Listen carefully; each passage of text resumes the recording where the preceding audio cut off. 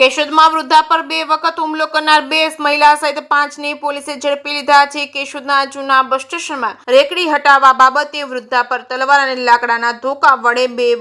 વખત હુમલો કરી વૃદ્ધા લીલાબેન લઘુભાઈ વાઘેલા અને તેઓની દીકરી ભાણેજ પોત્રીને ઇજાગ્રસ્ત કરનાર 5 ઇસમો પર પોલીસે ગુનો નોંધી ઝડપી લેવા ચક્રો ગતિમાન કરતા ટેકનિકલ સોર્સિંગ અને ખાનગી બાતમીદારો પાસેથી માહિતી મેળવી અશોકભાઈ મણાભાઈ, અંજુબેન અશોકભાઈ તેમજ નેતલબેન રવિભાઈ તેમજ રવિભાઈ રામુભાઈ, સુનિલભાઈ વિજયભાઈને ઝડપી પાડી આગળની ધોરણસરની કાર્યવાહી કેશોદ પોલીસ દ્વારા હાથ ધરવામાં આવી છે। કેશોદના જૂના બસ સ્ટેશનમાં ગેરકાયદેસર દબાણ કરી બાંધકામ કરી રહેતા લોકો વિરુદ્ધ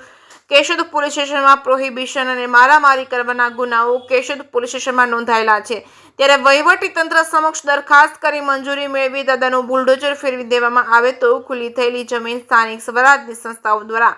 ગુજરાત એસટી બોર્ડ પાસેથી માંગણી કરી પાર્કિંગ અને